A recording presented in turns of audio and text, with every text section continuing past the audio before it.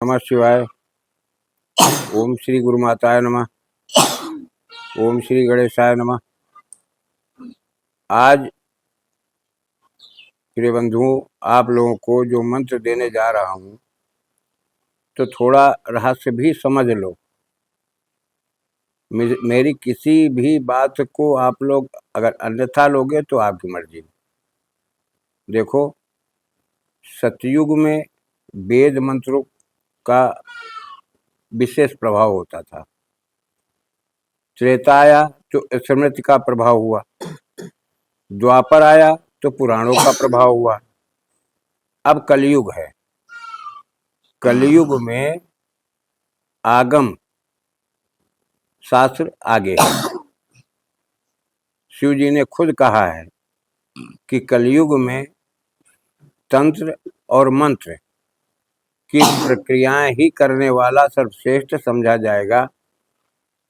बाकी सतयुग के वेद मंत्रों का उतना महत्व नहीं रहेगा। सच ये है कि देखे, वेद की ही सभी शाखाएं हैं, अलग से कुछ नहीं है। जैसे आपका शरीर है तो हाथ भी हैं, पैर भी हैं, मुख भी है, नेत्र भी हैं, नाक भी है, सिर भी है, उदर भी है, तो ठीक इसी तरह से ये समस्त जितना भी है, जितने भी आपको अभिलेख मिलते हैं, जितने भी शास्त्र पुराण, जो भी तंत्र मंत्र, जो भी कुछ मिल रहा है, ये सब वेद से ही उत्पत्ति है इसकी। ये अलग नहीं, भिन्न नहीं है। लेकिन समयानुकूल ये अपना अपना प्रभाव दिखाते हैं। जैसे आज, अगर कल के वीडियो में मैंने बोला था कि भाई देखो, वेद मंत्र अलग चीज है। अब आज वेद मंत्रों के उन्हीं का अध्ययन करके मिसाइल, वायुयान, जहाज, रॉकेट, सब वेद मंत्रों की ही खोज है, उन्हीं से। तो उनके रूप बदल गए। जो भी पढ़े लिखे शिक्षित लोग थे, उन्होंने तलाश लिया कि अब इसको इस तरह से नहीं, इस तरह से किया जाए, क्योंकि उसमें सफलता नहीं प्राप्त हो रही है। तो उसके रूप को मोड़ लिया, बदल दिया, वो चीज़ कामयाब हो गई। ठीक इसी तरह से ये कलयुग है। कलयुग में अधिकतर साबर मंत्र, तांत्रिक मंत्र, आदिवासी मंत्र, वो चाहे बराड़ी विद्या हो, चाहे साबरी विद्या हो, चाहे डामरी विद्या हो, चाहे उड्डीस तंत्र के हों, ये सब कलयुग में फलीभूत होते हैं। बशर्ते क्या है, हमारे आप पर यह निर्भर करता है हम कितना ज्ञान रखते हैं, हमको उस मार्ग पर चलाने के लिए मार्गदर्शन देने वाला कितना योग्य है, वो हमें क्या बता रहा है। इस रहस्य को केवल जानो।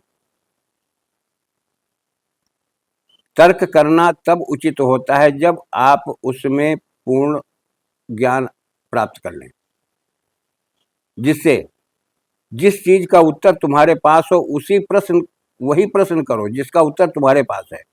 अगर उत्तर तुम्हारे पास नहीं है तो कुछ जानकारी रखो।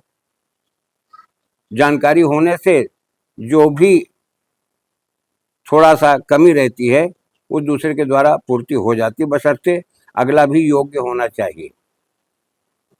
तो इन सभी बातों को हमारे कहने का सिर्फ उद्देश्य इतना है कि देखिए, समयानुकूल हर चीज़ अपना प्रभाव दिखाती है और समय से सब कुछ होता है।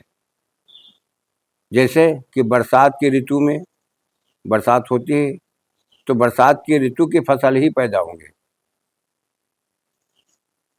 गर्मी में धूप तेज तप रही है, दुनिया के पेड़ सूख जाएंगे, कुम्हला जाएंगे, लेकिन किसी, चाहे देसी मंदार हो चाहे श्वेत मंदार हो, उसमें फूल भी आएंगे, वो हरा भरा दिखाई देगा।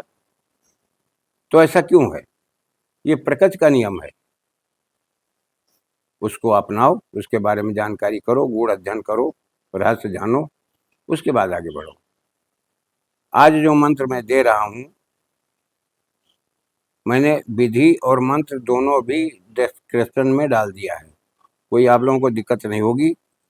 और मैं मंत्र पहले बता दे रहा हूँ, ओम ह्रीं नमो भगवती दुर्वचनी किल वाचा भंजनी सर्वजन मुख स्तंभनी ह्रांग ह्रीं ह्रैं ह्रौं ह्रा फट स्वाहा। ये है मंत्र। अब अगर हम पूछ लें आप लोगों से, जितने लोग हमारे इस वीडियो को देखेंगे, कृपया ये जानकारी हमें देने की कोशिश करें कि किस देवी का मंत्र है ये। विधि भी लिख दिया है। बेल के गूदा को काली मिर्च के साथ पीस करके घी मिला करके अगर आप 2100 आहुति दे देते हो, ये मंत्र जागृत हो जाएगा। जाप भी पूरा हो गया, मंत्र भी पूरा हो गया। अब 21 दिन 121 बार मंत्र का आपका जाप करना है। एक शंखा होली वृक्ष होता है, छोटा छोटा छुप होता पौधा होता है। ये तंत्र और मंत्र दोनों है। देखिए कलयुग में तंत्र ही कामयाब है। मंत्र रटते रह जाओगे अकेला, तुम्हें अंग अगर नहीं मालूम है कि इसका दूसरा अंग क्या है। मैं हर बार वीडियो में बोला है कि देखिए अंग, मंत्र के अंगों को समझने का प्रयास करो, कामयाब हो जाओगे, कभी नीचा नहीं देखोगे। अरे आप बुद्धिमान हो, सर्वश्रेष्ठ हो मेरे भाई, थोड़ा सा दिमाग लगाओ। शंखा होली जो वृक्ष होता है उसको शनिवार के दिन निमंत्रण दे दो, चावल चीनी और धूप से पहले दिन छिड़क करके उसको नीचे धूप जला करके थोड़ी सी धूप ले जाओ, जिससे कि दिक्कत न खड़ी हो, रात में आग लग जाए कहीं। धूप देकर चले आओ, सुबह जाकर उखाड़ लाओ, जड़ थोड़ी सी काट के अलग रख लो।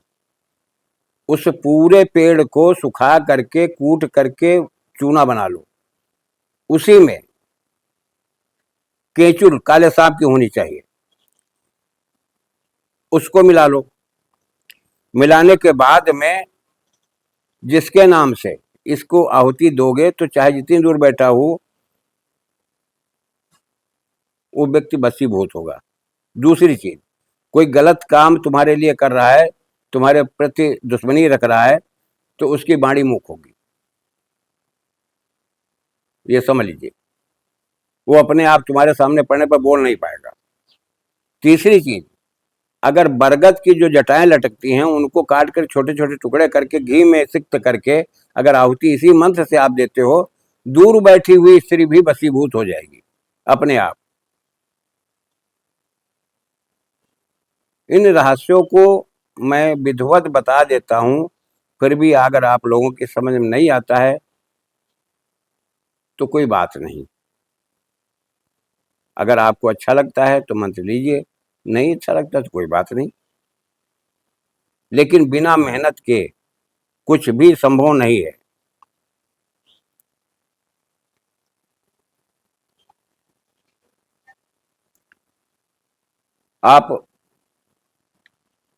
आप लोग इसको करें, विश्वास के साथ करो।